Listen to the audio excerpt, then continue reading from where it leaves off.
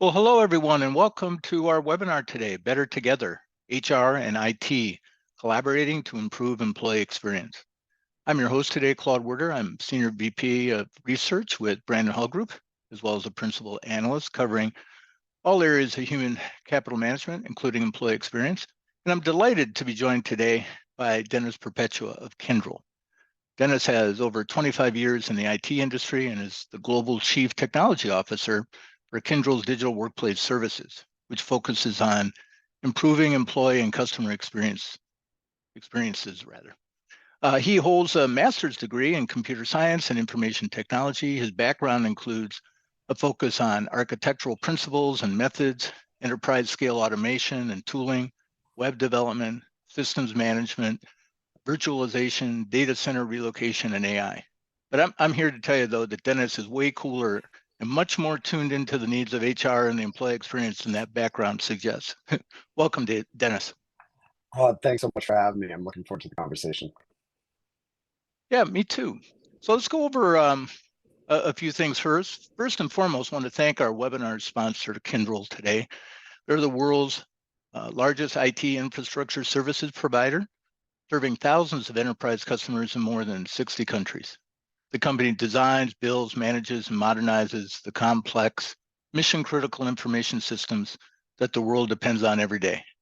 kyndryl is helping its customers co-create secure, equitable employee experiences to fuel collaboration and social responsibility, or organizational culture, and drive better bottom-line outcomes. For those of you who aren't familiar with Brandon Hall Group, we're a human capital management research and advisory firm. We empower excellence in organizations around the world through our research and tools.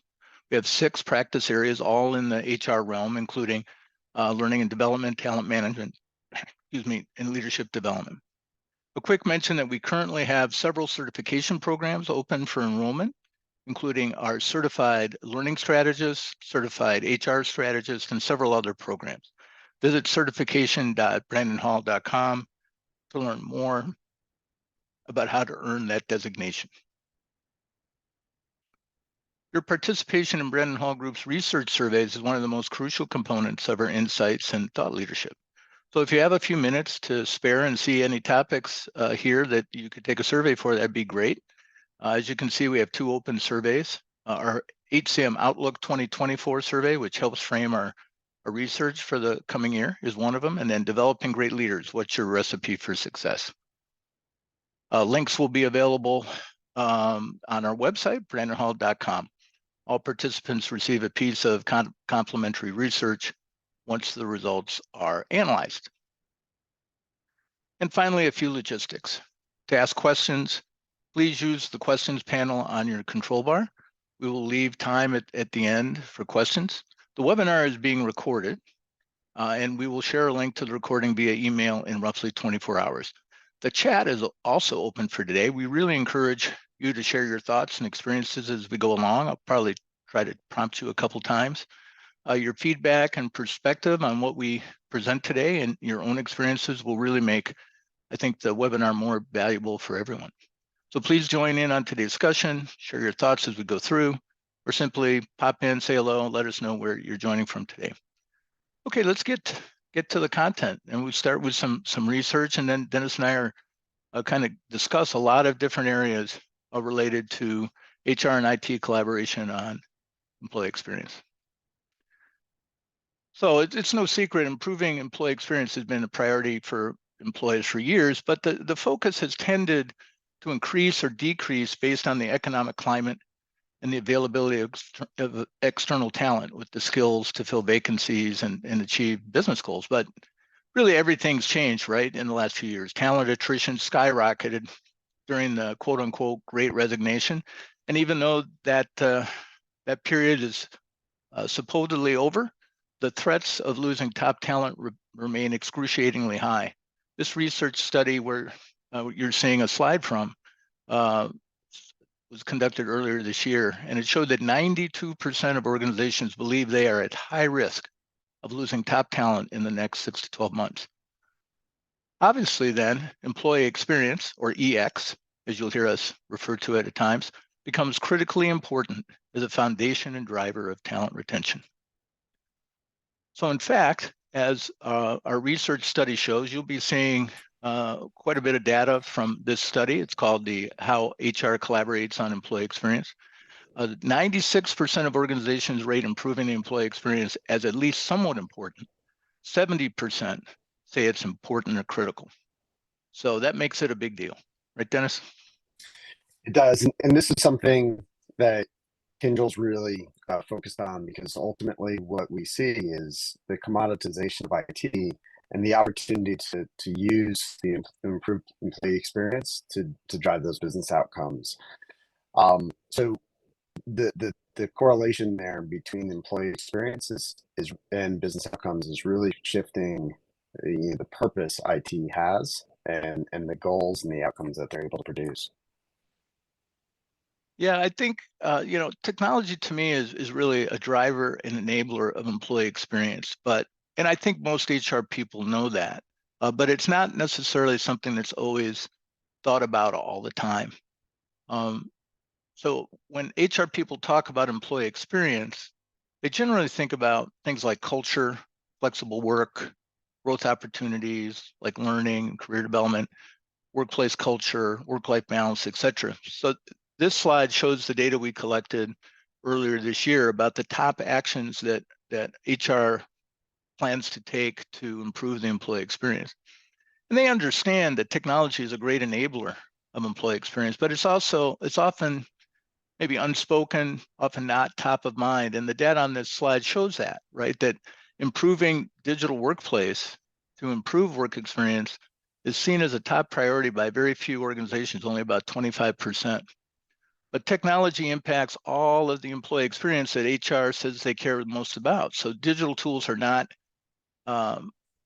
generally something that HR organizations believe they have ownership of or maybe have influence over. But as you will see as we go along, the most progressive HR organizations do see digital tools as critical to building a great employee experience. And they're taking leadership and collaborating more closely with IT on digital workplace experience. I think one of the important aspects to this to recognize is that the digital workplace is something that the employee is touching every day. This is how they interface with their jobs. And so many of the other things that we tend to think about from an HR perspective around career development, skills development, things like that, those are not consistently part of the employee's front line. But what is their collaboration experience, the devices, the tools they're using, the applications they're using to do their job. And so that allows us to look more deeply into how we can impact the overall experience of the employee and how they're actually experiencing their day in, day out jobs. Yeah, let's move to the next slide. The impact of digital tools or not having the right digital tools is particularly critical for frontline or deskless workers. And we actually asked you, the people who registered for this webinar, about this. And this data comes from a survey we did with all of you. So first of all, the frontline or deskless workers comprise about 80% of the workforce overall, depending on what study you want to listen to.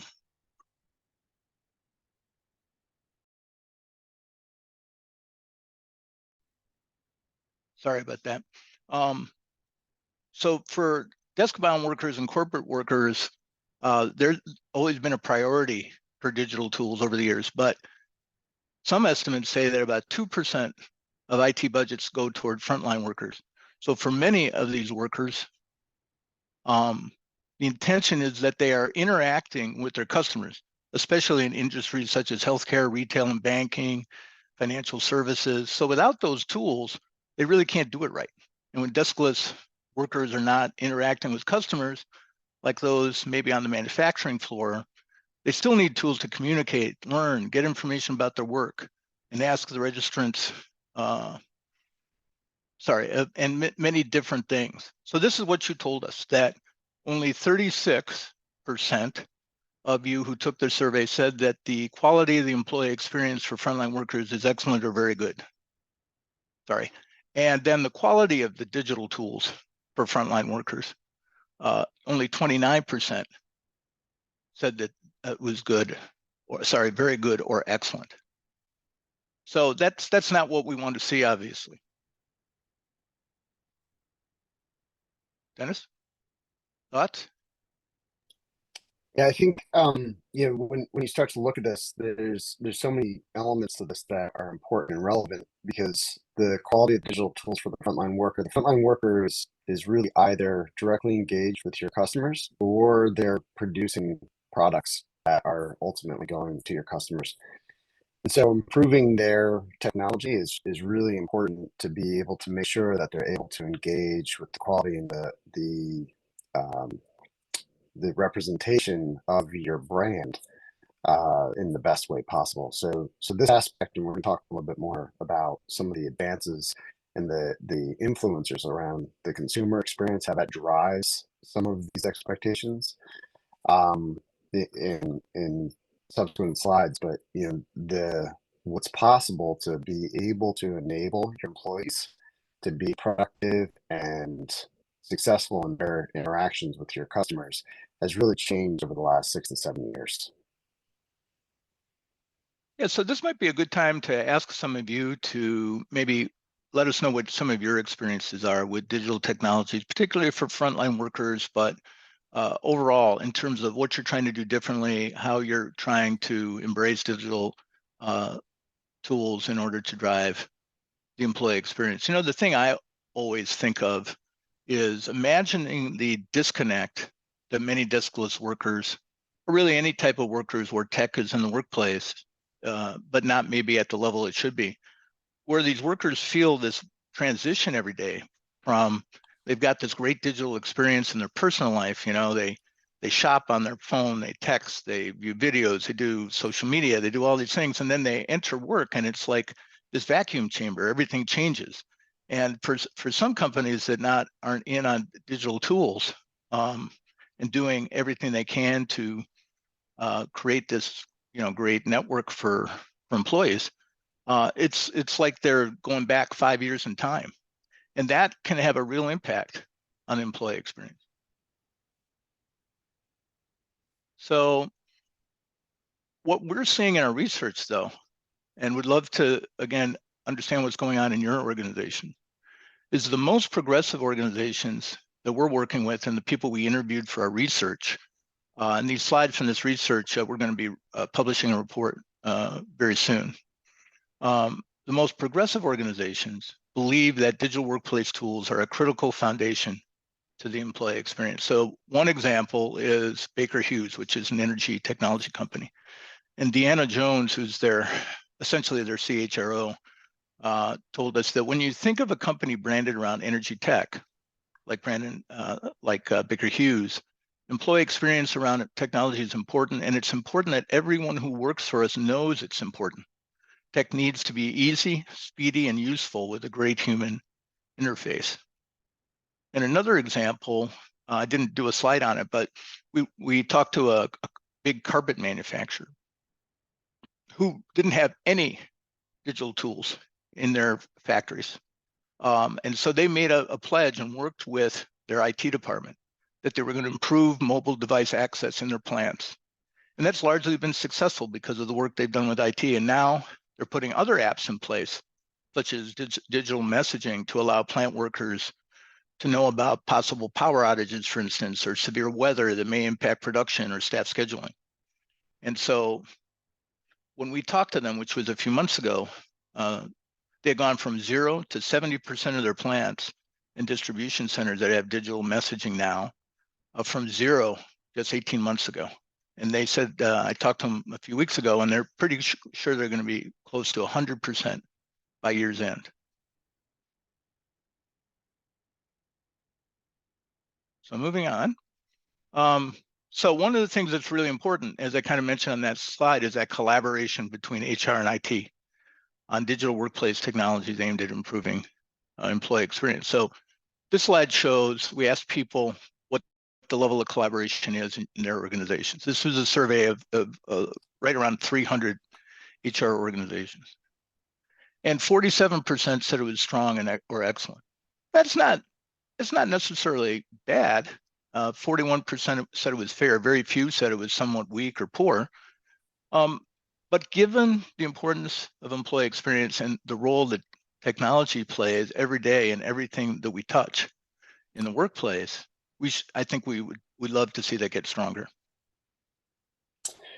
We started to see a shift probably 6 or 7 years ago in about 2017 when certain technology that has been highly commoditized to manage the typical digital workplace started to evolve to really become more experiential based. And so there's tools that are out there that manage and understand how well devices are performing, how well applications are performing. And 6 or 7 years ago, when these started to really enter the market in earnest, we started to see that shift in IT of being able to actually understand from the employee's perspective better how well technology from an IT perspective was performing for them. And so over the past 5, 6, 7 years, we started to see that expansion. I think it was the introduction of those tools. It was probably uh, correlated right around the time of traditional AI being introduced as well. Yeah. And so folks using AI for support and assistance. But then also at that same time, that was a lead up to us seeing about 5 generations of employees in the workforce all at once. And that's a huge age range, but at the same time, you look at it, and each generation, especially the younger ones, have a very different relationship with technology. They're Yep. wildly influenced from their consumer experiences, and that started to bleed into the enterprise. They started to make employee and employer selections from the technology environments that they were being given. And that's everything from being able to pick the device you were going to get to being able to have mobile access to tools and applications, being enabled to use the latest technology to be able to do their jobs has really been a big factor that we've seen in talent attraction and talent retention. Yeah, and I'd love to share maybe some of the things that you're doing. Dennis gave you a few examples. If you want to just put in the chat some of the things your organizations can do, we can maybe talk about a couple of those things. When we talk about collaboration, that's a broad term. And what we did was we asked people about the different types of collaboration between HR and IT. And I think the most important thing is we gave 4 examples, 4 categories, and no more than 45% of organizations said they were doing any of these things. But the most frequent is to just establish consistent touch points between HR and IT to align on EX goals. And that's a good thing to do, right? But then the next level would be maybe to be partnering with IT to streamline and modernize HR systems and work together the way that carpet manufacturer did to remove headaches and make things better for employees. But then the next step is to use cross-functional HR IT teams to manage major EX initiatives together, and for HR to take a lead role or at least an equal role from design through change management. And then, ideally then working together even to pilot changes in technology so that you're maybe selecting specific use cases that are most urgent, piloting things with IT, HR being integrally involved in all of that before full implementation. So there's just a lot of different ways that we can collaborate. Yeah, Claude, and when you introduced me, you kind of highlighted my technical background and then my passion for making an impact with technology from an HR perspective. And the truth be told, this was kind of a an understanding that was brought to us to me and said, hey, you have this technology, and customers started to actually engage us to help improve the overall IT experience. And so, you know, the thing that we learned in that process was IT people love to talk about IT. And so the boundaries of that have typically been looked at from an HR perspective as HR tech only. What are we doing with the HR systems? But when HR reaches out to IT, it opens up a world of possibilities for the IT folks that get them really excited, helps them increase their impact to the organization as well. And so reaching out to them is typically very well received. There's an excitement uh, for them to be engaged by HR, to be able to make the technology that they're bringing forward more impactful to the organization. Yeah, it's really important, and I'm looking forward. Hopefully, people will give some examples of what they're doing. But we're seeing more all the time that HR is becoming uh, more involved. And uh, we asked this question about the level of involvement, right? HR involvement in tech decisions impacting EX. And this, by the way, this also includes Gen X or Gen AI that we'll talk about a little bit toward the end. That, ideally HR, because they own employee experience and because technology is so important to the employee experience, they would be really deeply involved, ideally, in some of these tech decisions. But we found in this survey that 15% are deeply involved, another 33% are involved to a good degree, being active in some selection decisions. So that's about 48%, which again, not terrible, but with all the impact that tech has, it would be great if HR was more involved. And historically, tech has not been HR's best thing, right? And data is something that HR folks sometimes struggle with as well. But working with your partners in IT and then getting more involved, I think can really help everybody. Oops, sorry, hit the wrong button.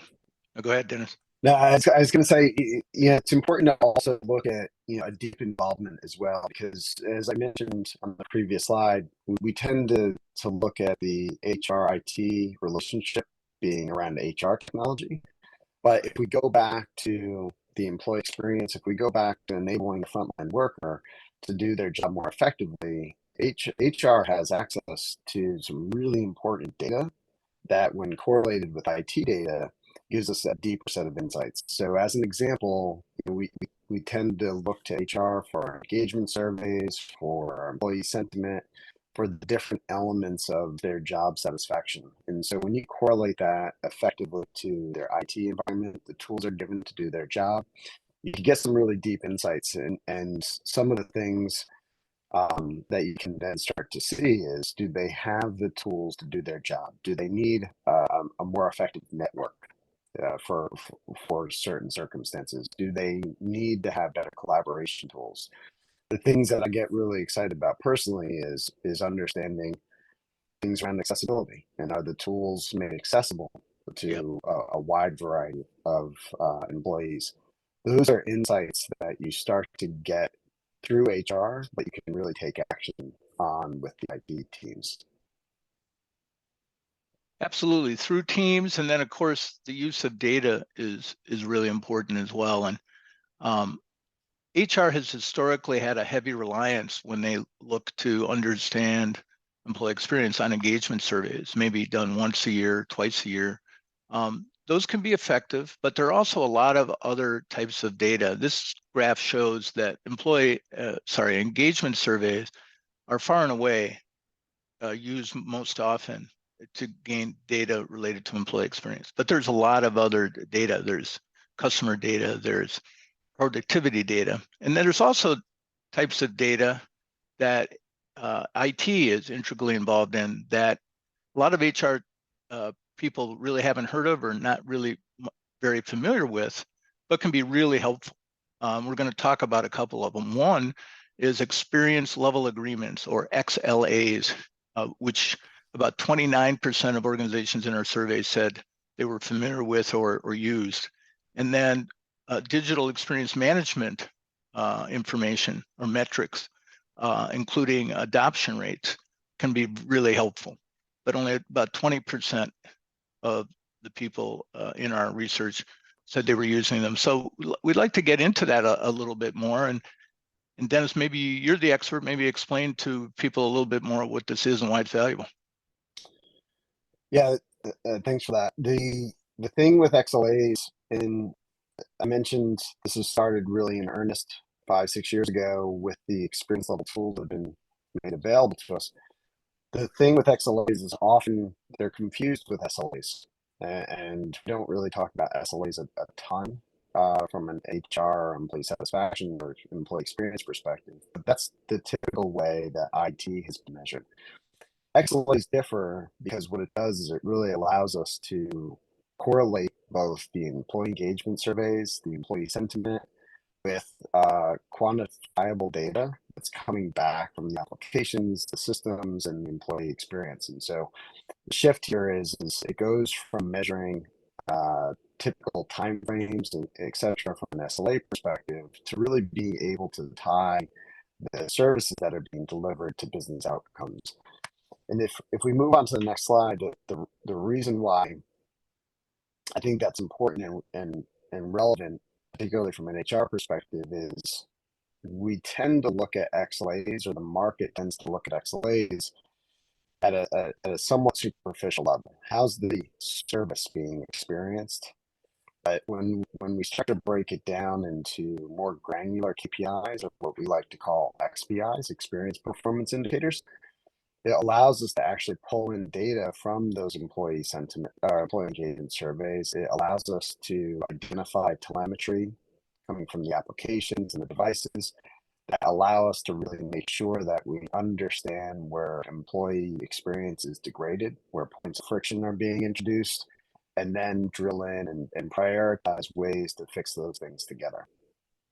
And so the XLA is really a broad metric that can be applied to a lot of different things. It's not just a technology metric. It really allows us to apply it to skills development, to learning, career paths. It allows us to look at how well application and tools are being used by frontline workers to do their job. Allows us to correlate all of that together to then look at it holistically. One of the examples I use is we actually roll out XLAs to the mainframe to understand how the mainframe applications are working.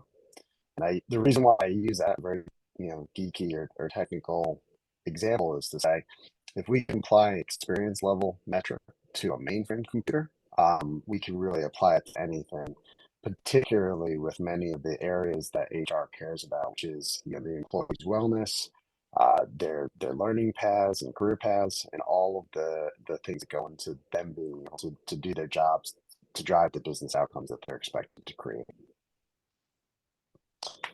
Yeah, and one of the things that I think this is so valuable, Dennis, is because when I talk to HR people, a lot of them they struggle maybe with managing their data and analyzing, but they also don't always have access to as much data as they would like. They could be in systems that aren't fully integrated with HR, and they're always saying, well, we need more data. Well, these are two types of data we're talking about here that they don't necessarily have to manage, and all they have to do is partner with their friends in IT, and you can get a lot of access to things that, yes, it's about technology, but as you pointed out, it's also connecting to a lot of other employee experiences. So it can be really, really valuable.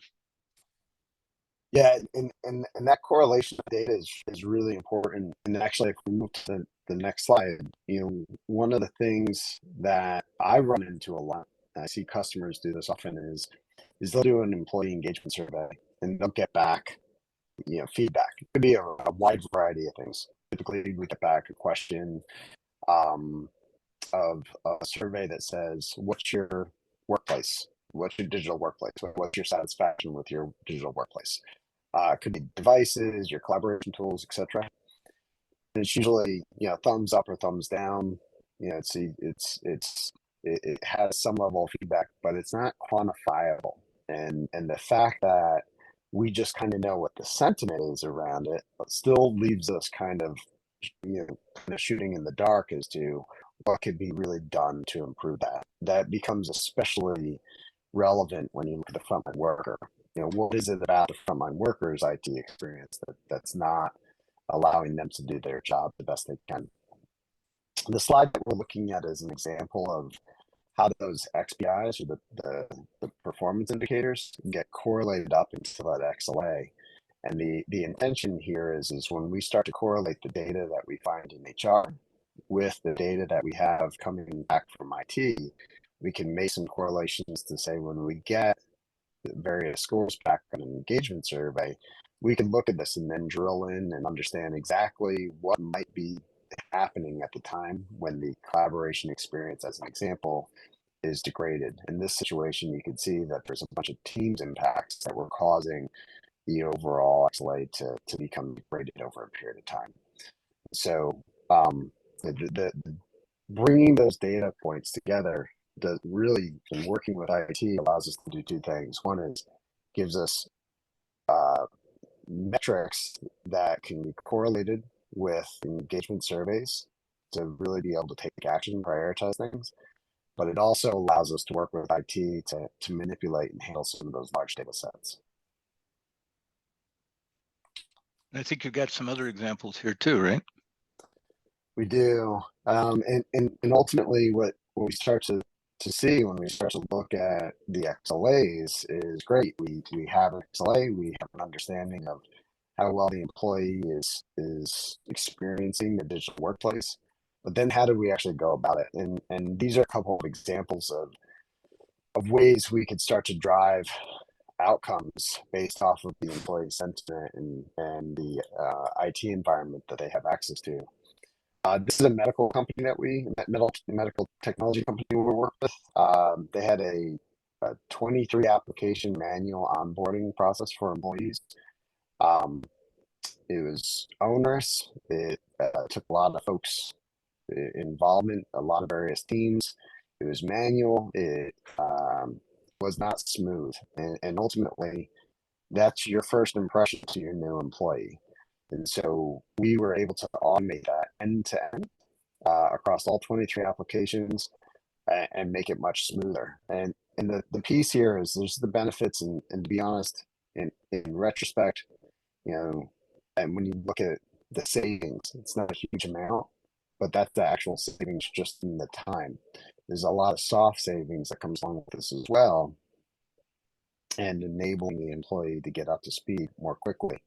When we start to automate it, we can also start to bring in other factors. The piece that I get excited about again is when you start to automate this, you can start to build out career paths, learning paths for them to get up to speed more quickly, coaching.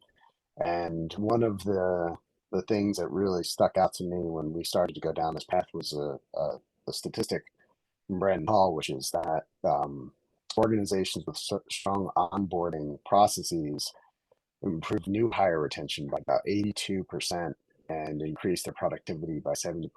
And so that was really the statistic that we started to really drill into this process more deeply and understand ways we can improve the overall employee onboarding process for customers.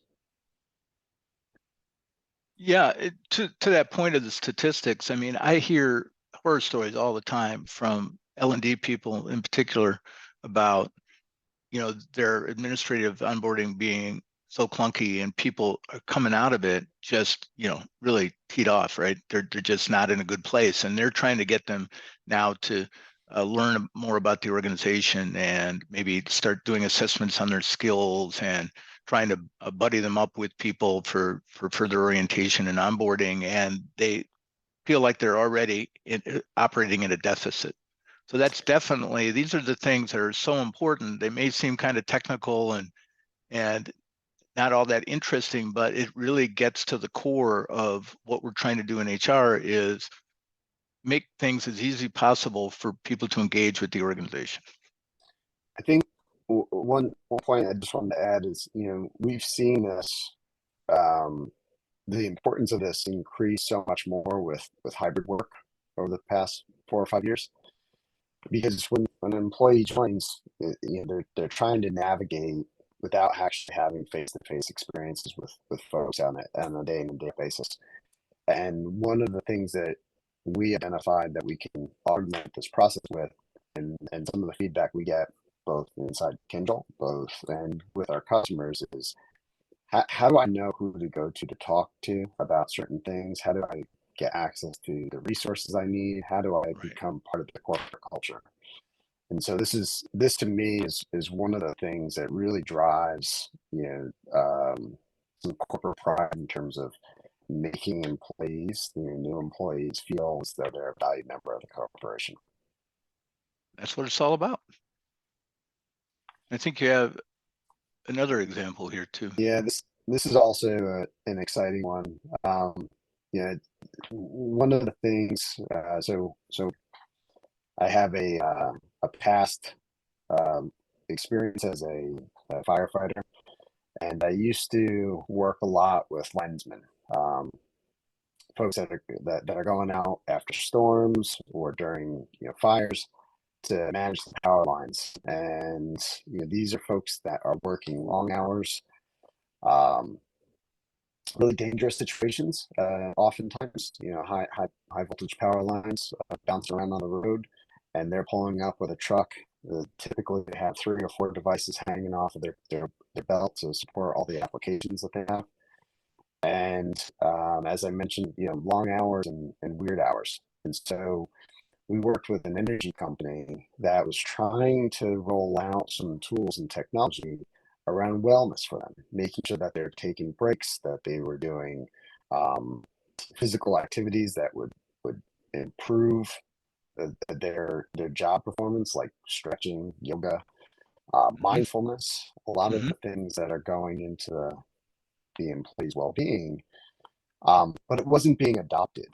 It wasn't being used. So HR had rolled out these tools. They made investment in these tools, but they just weren't being utilized and put to work. So we worked with them to actually integrate them into in this situation teams, but tools that they were using on a day in day out basis. So when they were in the trucks, when they were out in the field, they actually were having access to these tools. And I'm not saying that they were doing yoga on the side of the road or in their trucks, but it got them aware of these things, and it helped drive adoption of these tools. So oftentimes, the biggest challenge for any technology, whether it being rolled out by IT or HR, is really just the organizational change management, the cultural adoption of these things. And this was one way we did it. We saw a huge uptake in the usage of these tools and employees taking advantage of them by integrating these two things.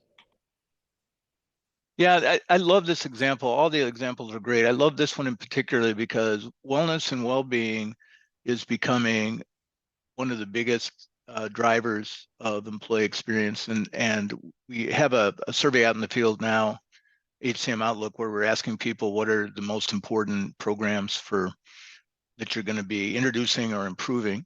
And wellness and well-being is right at the top of the list.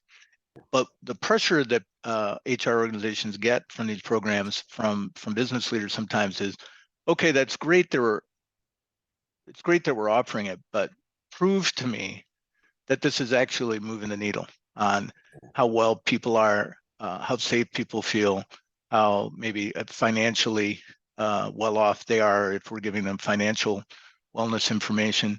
How is that translating into results in the workplace?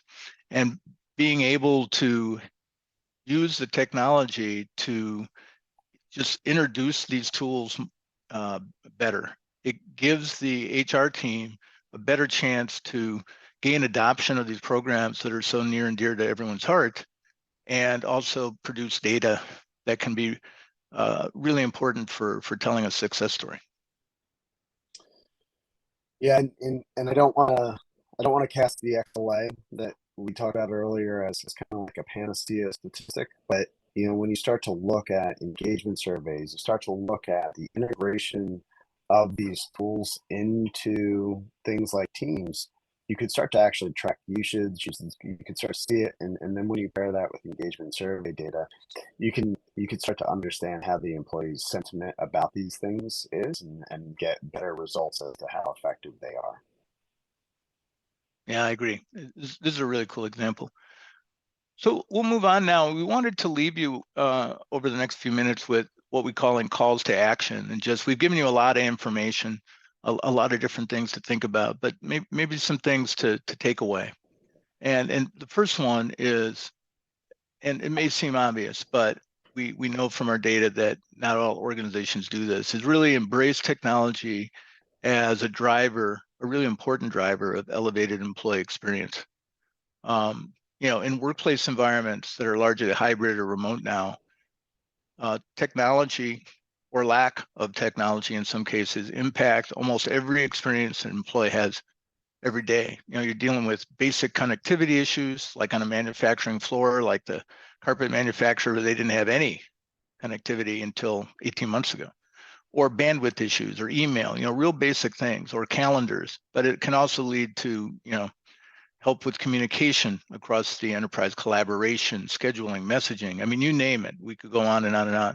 The digital workplace technologies are really the foundation for improving employee experience, and will be increasingly so as technology becomes a bigger factor, and there's Gen AI and other forms of AI that are going to be used more and more. So it becomes really important. So how CHROs and other HR leaders in high-performing organizations are partnered with IT is going to be a big part of that, working together and make sure that technology is really valued. Dennis, anything to add there? Yeah, I just wanted to add, the previous comment that we had made is IT folks are really love to be engaged, right? They love talking about technology. When IT folks look at what they're doing, they tend to get focus on the nuts and bolts of the technology. So being engaged by HR is something that they jump at the opportunity almost universally. I haven't met anybody in IT that would look at this and say, not interested to make my job more impactful to the employee, have more folks use the technology to drive my business outcomes. So you have somebody almost universally always very willing on the other side of the table when you bring it, the IT folks there and enable them to actually do their jobs better as well. And then another key point, not a separate call to action, but kind of a point B to this, is the technology is especially important to engage and retain frontline and deskless workers. In many organizations, as I mentioned, the investment in technology for these group of workers is very low, has been very low. And I think more organizations, we're seeing both anecdotally and in our data research, is they're beginning to realize that's a mistake, that they need to be able to be in contact with each other. They need to be able to engage with learning, have different tools, all sorts of things. But the technology is just incredibly critical. Oh, were you going to say something, Dennis? Go ahead. Yeah, the thing I just add to that is when we've historically kind of looked at enabling frontline workers with a handful of capabilities, and there's so much more available now. I mentioned previously the consumer experience is driving so much of the expectation here. It's opened up a lot of doors, and we haven't spent a lot of time talking about generative AI, but it's worth noting that the expectation that's driving now within the last 6 months is putting more pressure on technology to enable frontline workers and deskless workers to have a better experience, whether it be personalization of their experience, or just this idea of employees being able to work side by side with AI is an aspect that is going to really increase the importance of technology in the jobs of the frontline workers. I agree, and we're going to talk a little bit more about that in a couple of slides, and the need to collaborate on that. So number two, and we haven't really talked about this much, but we wanted to spend a little time on it, is recognizing employee experience as a driver of customer experience. And I've got one data point to share with you on this. This is the level of correlation between EX, employee experience, and CX, customer experience. And you see here that 55% of organizations say there's a high correlation or a very high correlation. And in a lot of ways, it's actually higher than that, because this includes organizations that, like in this particular survey, we had a decent amount of respondents from manufacturing, like in the factory. And sometimes in that environment, people don't necessarily think, even though they should probably, that those employees are really working with customers. But directly, indirectly they are, right? Whether they're customer facing or they're making products or creating services that customers need to react to, how they feel about their work experience, how they feel about how they have to do their job every day can also have uh, there is a high correlation even in, I think, the factory setting. And when you get to organizations like healthcare or retail, sorry, industries like healthcare or retail or hospitality, it becomes critical.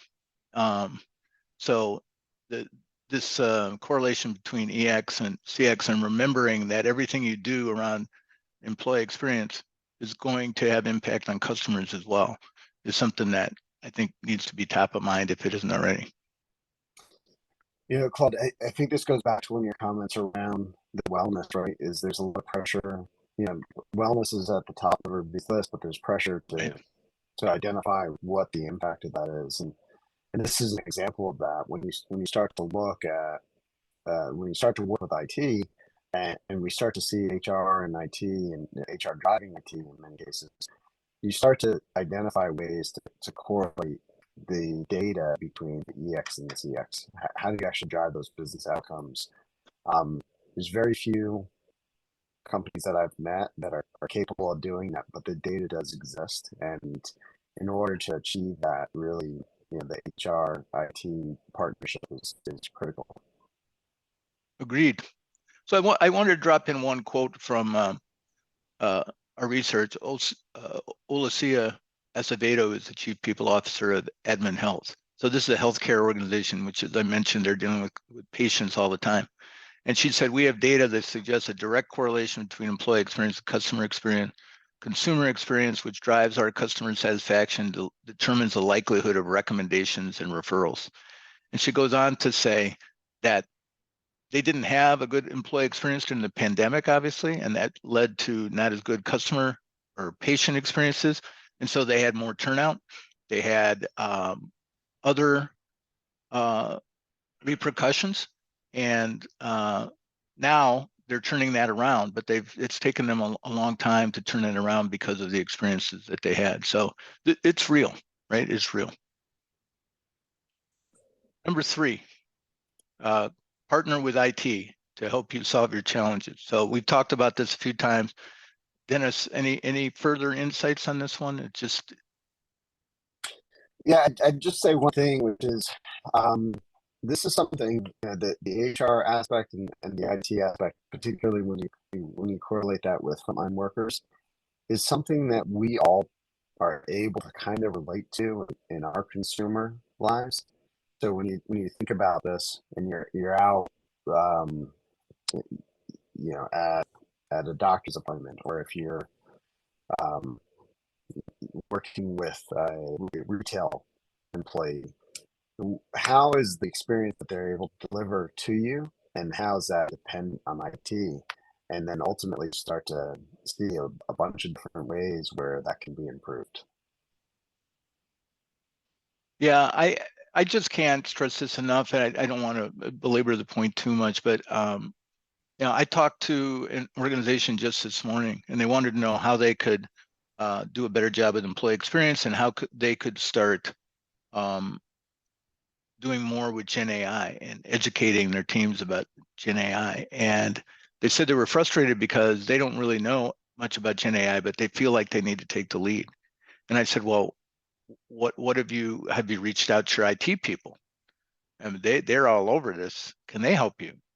And there was they just gave me a blank look, you know. It's like, never thought of that. But all of a sudden they perked up because, like I said, yeah, so now there is no dead end. We've got a source of information that we can call on.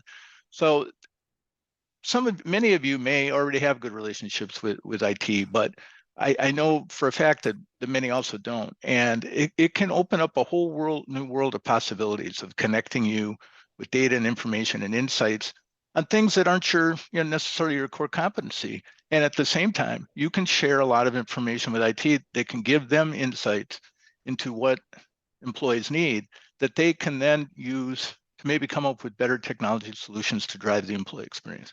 So it's a mutual partnership that I think uh, it's a real resource for IT, for HR and IT that can only help and only drive organizations forward. So let's move on to number 4, which is don't be afraid to leverage unfamiliar analytical tools such as experience level agreements or digital experience management data to provide a holistic view of employee experience. And everybody, struggles with data in HR to one degree or another. And this just gives you, again, another avenue to be able to get a deeper understanding of your employees.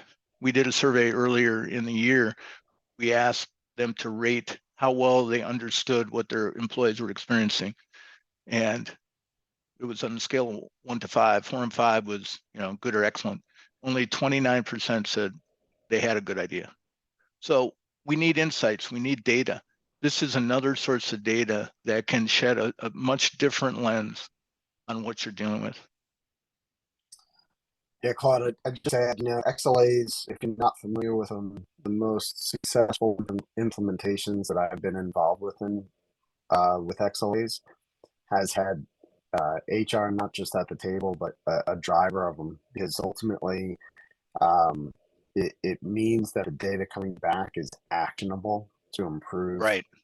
things like talent, all of the aspects that HR care about. And I'll just add, we didn't talk a lot about digital experience management, and it's a slightly geeky topic. It's a technical topic, but there is a proliferation of these tools in the market at this moment, and what it does is it gives you really deep understanding as to how the technology is working for your employees. And it allows you to actually optimize that really effectively. And so when you couple that data with things like engagement surveys, other telemetry that HR might have access to, it really does give a very holistic view of that overall employee experience, and then allows you to do the follow-on, which is correlated to the consumer outcomes.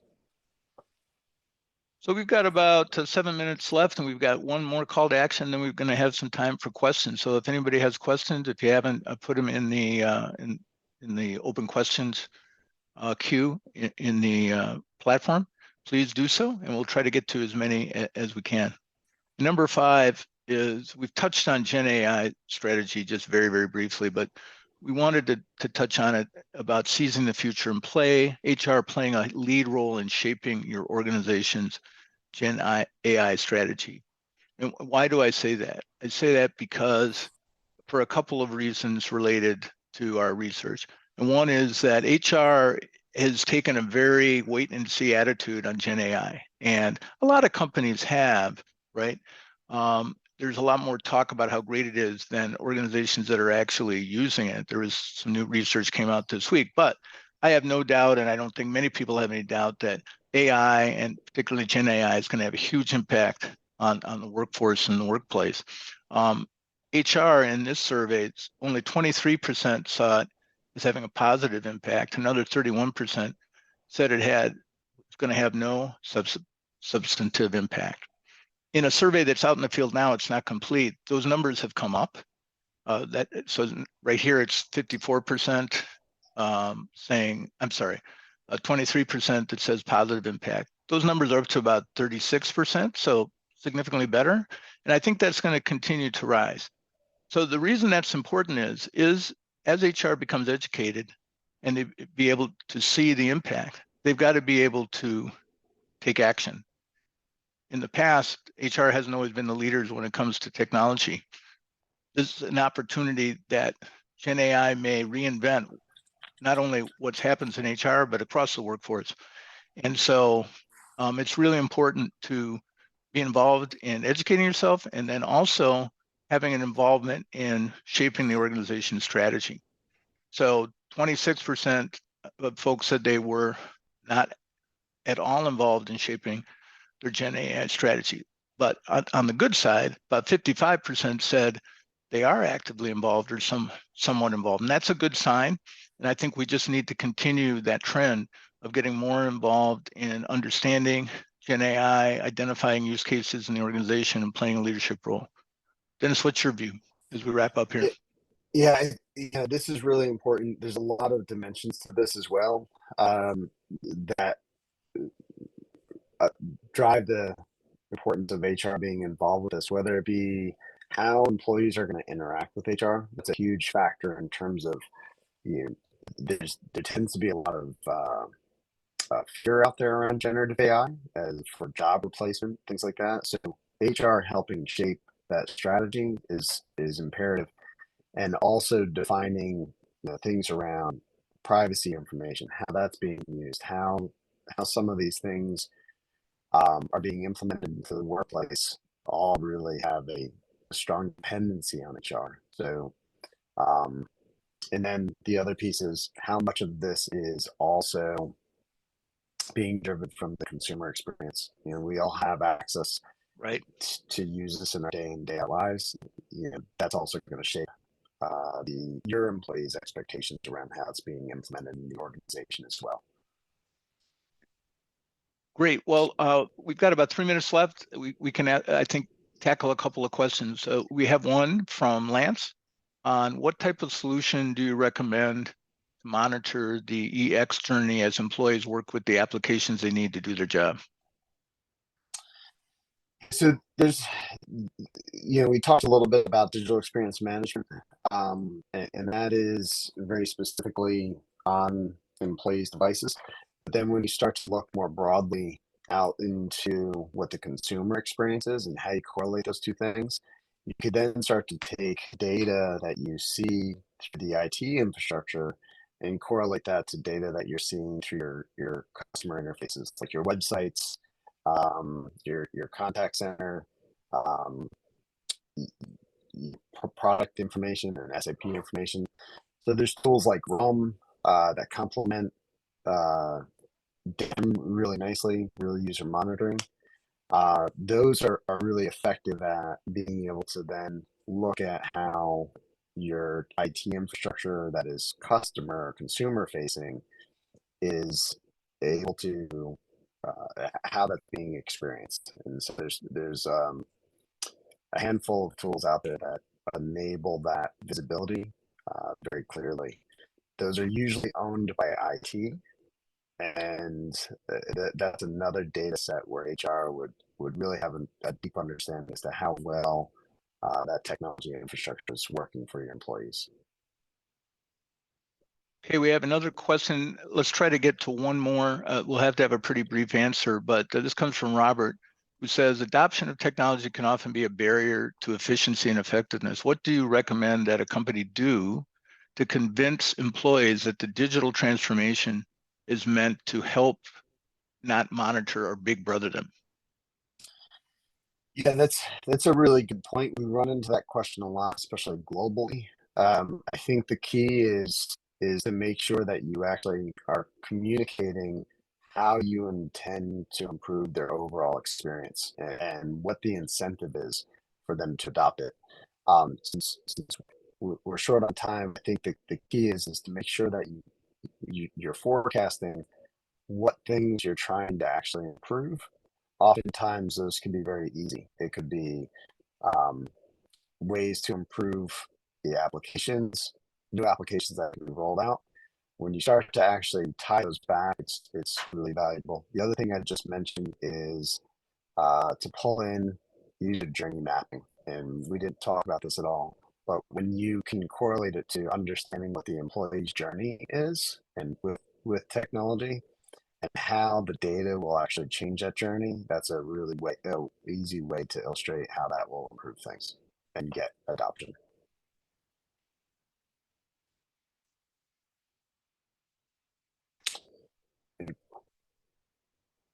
Claude, you're just on mute. So. Sorry about that. We're unfortunately going to have to leave it there. It's been a great discussion. Dennis, thank you. Thank you to everybody for taking time out of their busy days to join us. I think it's been a great discussion. Hopefully it's cast some new light on employee experience and the use of technology and the partnership with IT. There are some resources that you can take. We've got some contact information about Kyndryl Kyndryl resources, and even being able to connect with Dennis. So if you have questions like the ones that came in toward the end and you want to continue to communicate, we hope you will take advantage of these resources, and you'll be. So thank you very much. I'll leave this on for just another second as we sign off. I want to thank again Kyndryl for sponsoring, Dennis, everyone. I hope everybody has a good holiday season over the course of the rest of the month. And we look forward to seeing you at another Brandon Hall Group webinar very soon. Thanks, everybody. Have a great day.